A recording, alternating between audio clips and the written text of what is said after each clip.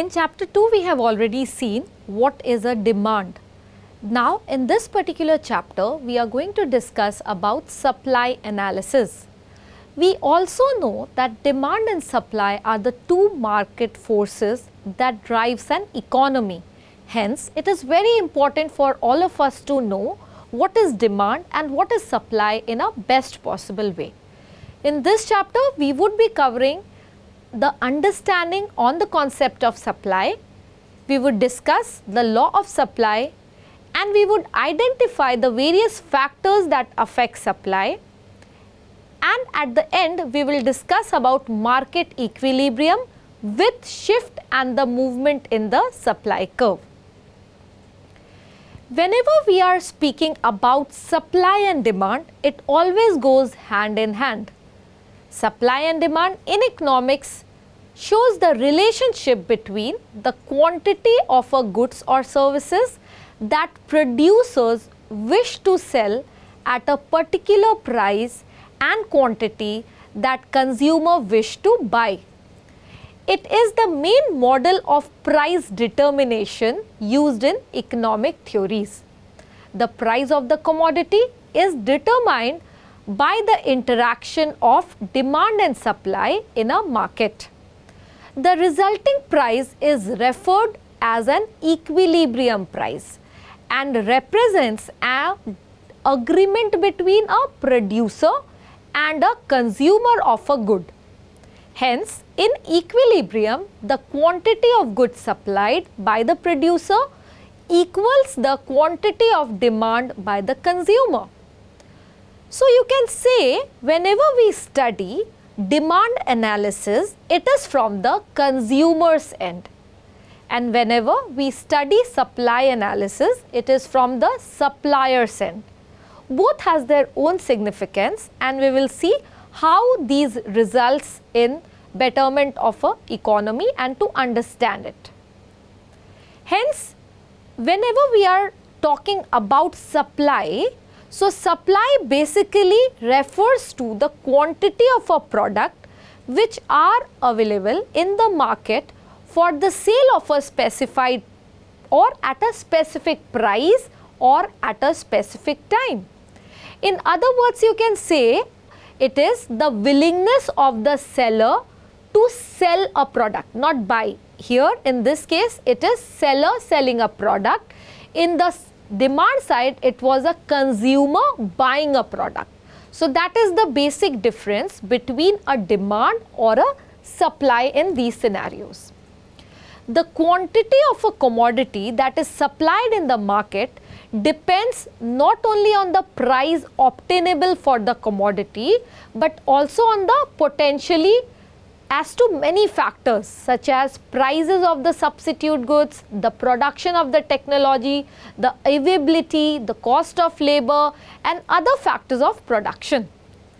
In basic economic analysis, analyzing the supply would involve looking at the relationship between the various prices and the quantity potentially offered by a producer at each price, again holding constant other factors influencing the price. We will discuss about the other factors in the coming slides. Those price quantity combination may be plotted on the curve, and that curve we would discuss again in the coming slides, wherein we will talk about a supply curve. And hence we can say in a supply curve, it represents the price and the quantity supplied. A supply curve is usually in an upward direction. Any change in the non-price factor would cause a shift in the supply curve, whereas changes in the price of a commodity can be traced along the fixed supply curve pattern. So, you can say the supply is referred in terms of price, supply can be referred in terms of time, and supply considers stock and market value of the product. When I refer, the supply is always referred in terms of price. That means the price at which quantities are supplied in the market. supply is referred in terms of time, it is very essential to look out that the supply is offered at what level or at what period. That is important. It can be per day, per week, per month, biannually, etc. So when I say supply is referred in terms of time, this means that supply is the amount that the supplier is willing to offer during a specific period of time. It could be a day, per week, biannually, annually, and so on. Supply also considers stock and market price of the product at which it is being given in the market. In the law of supply, you would see that there is a direct relationship between the price and quantity.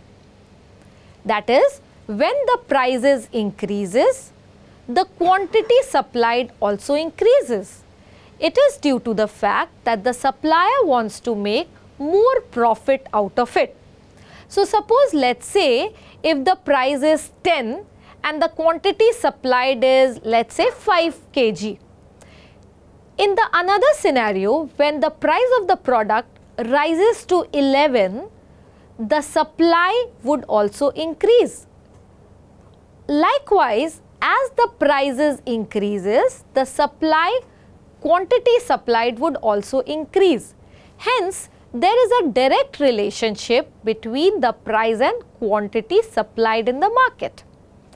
In the y-axis, whenever we plot a graph of supply, we will take price into consideration, and in the x-axis, quantity is taken into consideration. And when you plot the graph, you will notice that there is an upward movement in the supply curve. Now, if you go back a bit, when we discussed about law of demand, you will notice the law of demand was sloping downward, because there we have seen that there is an inverse relationship of price and quantity demanded. But here in this scenario, it is from the supplier's end, hence the game changes.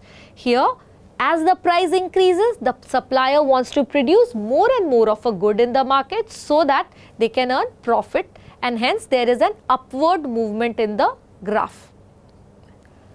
Coming to the supply schedule, a supply schedule is a tabular representation which shows that how much quantity of goods is supplied at a particular price. Whereas, when we are talking about market schedule, it is the sum total of all the individual supplier which is taken into consideration. When we are talking about individual supply curve, you can say that it is a graphical representation of the individual supply schedule. So, in the x-axis, you will represent the supply, and in the y-axis, you will represent a price of the commodity. Hence, there would be a direct relationship between the price and the quantity supplied of the good. So, whenever we talk about schedule, so you should always know that we are talking about a tabular representation, and tabular representation is nothing but presenting the data in a table form. So, in the table form, I will take supply and I would take price at which it is supplied in the market. I hope this clarifies. And whenever someone asks you what is an individual supply curve, that time you will say that it is a graphical representation of the individual supply schedule which is taken into consideration. When we are talking about market supply schedule, so as I told you, it is the sum total of all the individual supplier who are supplying the commodity at a given price. And if we present it in a curve or in a table, it would become a schedule, that is a market supply schedule. If we are plotting it in the graph, that is a graphical representation, then it would be called as a market supply curve. So, a market supply curve, in which it happens that individual supply curve shows how much output a firm is giving. But in the market supply, all the individual supplier would be adding up to it. Let's take an example. Suppose X unit of quantity, or let's say 100 units of quantity is supplied at price 10, 200 quantity is supplied at 20, 300 is supplied at 30, and so on. So I am talking about, in this particular scenario, about an individual supplier. So that is an individual supply schedule. Now it would be justified that I told you that it is in a tabular form. So if you see in the table here, so it is represented in a table wherein price is given and quantity supplied is given, and it is about a single supplier, hence individual supply schedule. When we are talking about market supply schedule, it is the sum total of all the sellers who are supplying in the market at a definite price. So let's say seller A, seller B and C are there. So let's assume seller A is selling 100 units of a product at price 1, seller B is selling 20 units at price 1 and C is taking 30 units at price 1. So what is the market supply in this scenario? It would be the sum of seller A, seller B and seller C quantity supplied in the market at price 1. So that means 10 plus 20 plus 30 would be equal to 60. Similarly, let's say if a seller A is selling at 20, the quantity of it at 2 rupee, let's say seller B is selling the quantity of 30 at 2, then the total would be 30 plus 20, that is 50 as a market supply. So market supply is the sum total of all the individual seller who are supplying a definite quantity at a particular price. There are various factors that affects demand or supply both. Now we have already covered what are the factors that affects demand, and I am sure you must be knowing it well by the time now. We will talk about what are the factors that affect supply. The first one is the price of a product. Other factors are the cost of production, the natural condition, the transportation condition, taxation policies, price of related goods, etc. We'll be talking one by one all these factors in details. When we are talking about price of a product, the major determinant of the supply of a product is its price. So an increase in the price of a product would increase the supply and vice versa, while other factors remains the same. Producers increase the supply of the product at a higher price due to the expectation of receiving a higher profit. Thus, you can say that price and supply have a direct relationship whenever it comes to supply. The second factor that affects supply is the cost of production. It is the cost incurred on manufacturing of goods that are to be offered to a consumer. Cost of production and supply are inversely proportional to each other. This implies that supplier do not supply the product in the market when the cost of manufacturing is more than their market price. In this case, the seller would wait for the rise in the price in the future. The cost of production increases due to several factors. Let's say loss of fertility in land, high wages of the labor, or increase in the price of raw material, transportation cost, tax rate, etc. So these are the factors that can affect the cost of production. It is also observed that natural condition is also one of the factors that can affect the supply. Now, the supply of certain product is directly influenced by the climatic change or the climatic factor. For instance, the supply of agricultural product is dependent on the nature of the monsoon or other climatic factor. Hence, the increases or decreasing of an agricultural product is very much dependent on the natural factor. Let's say the supply of agricultural product increases when the monsoon comes well on time.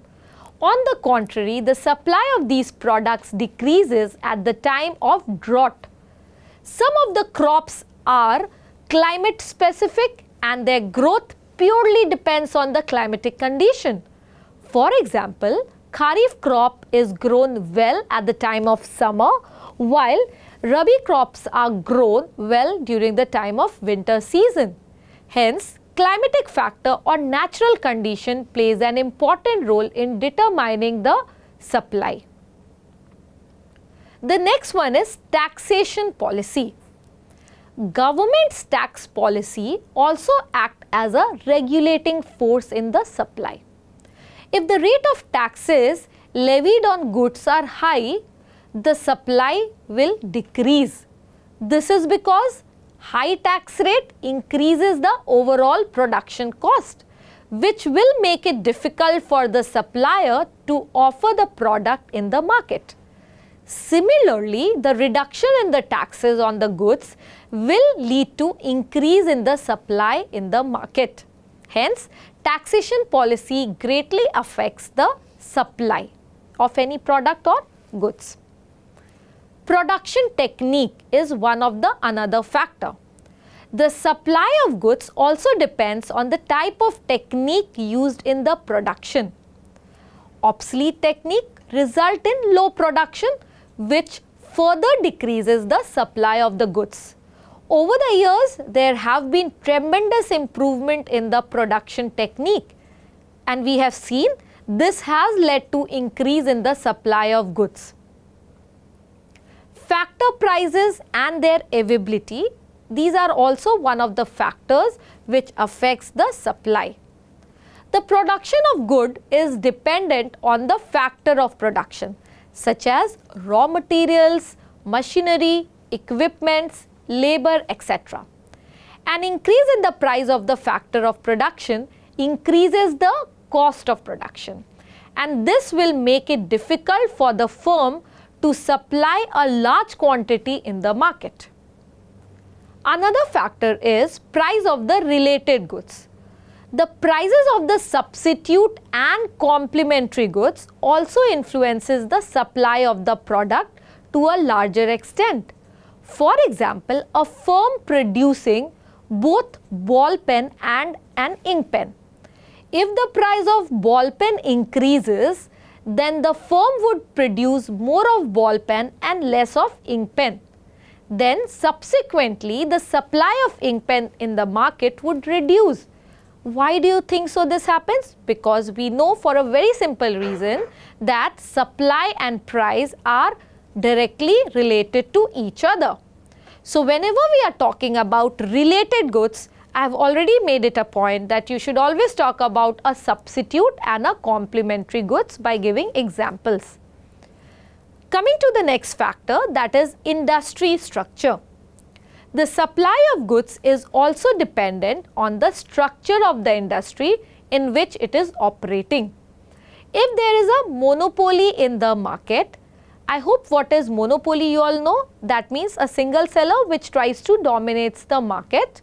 Hence, in that scenario, the manufacturer may restrict the supply of her goods with an aim to raise prices of that goods and increasing profitability, because he has monopoly in the market, right? So he has more power to play with the prices around. On the other hand, in the case of perfectly competitive market structure, there would be large number of sellers in the market, and subsequently the supply of the product would also increase. Now we have already covered a bit of it, wherein we have seen that what is the concept of supply, we have seen what is law of supply, and we have also seen what are the factors that affect supply.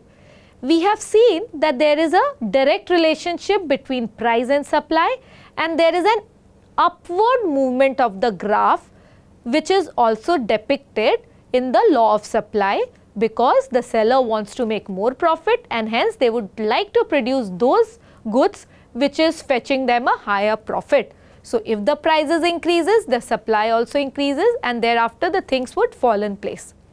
there are certain exceptions to law of supply. So let's discuss all the exceptions to law of supply here. So the first one is agricultural product. Why do you think agricultural product could be as an exception to law of supply? Well, the law of exception is not applicable to agricultural product. The production of these products is very much dependent on so many factors that are uncontrollable, such as climatic factor, the availability of fertile land, soil, etc. Thus, production of agricultural products cannot be increased beyond a certain limit. Therefore, even a rise in price cannot increase the supply of the product beyond a limit, and hence agricultural product is one of the exception to law of supply. The second one is goods for auction. Auction goods are offered for sale through bid. Now, auction can take place due to various reasons. For instance, a bank may auction any asset of a consumer in the case of the failure of paying off the debts amount over a period of time. Thus, supply of these goods cannot be increased or decreased beyond a certain limit. In the case of these goods, the rise or the fall in the price do not impact the supply. Hence, it is an exception to law of supply. Another exception is expectation of change in the prices in the future. Law of supply is not applicable under the circumstances when there is an expectation of change in the price of a product in near future. For instance, if the price of wheat rises and is expected to increase further in few months, the seller may not increase supply and store huge quantity in a hope of achieving profit at a time of price rise. When it comes to supply of labor, this is also one of an exception to law of supply. Labor supply is represented by number of hours at which a laborer is willing to render their services at a given wage rate. The supply of labor depends upon the number of laborers who are willing to able to work at a given level of wage rate, because human resources, that is labor in this case, are also limited and scarce like other resources. After a certain level, when there is full employment, hike in wages rate, etc., do not increase the supply of labor.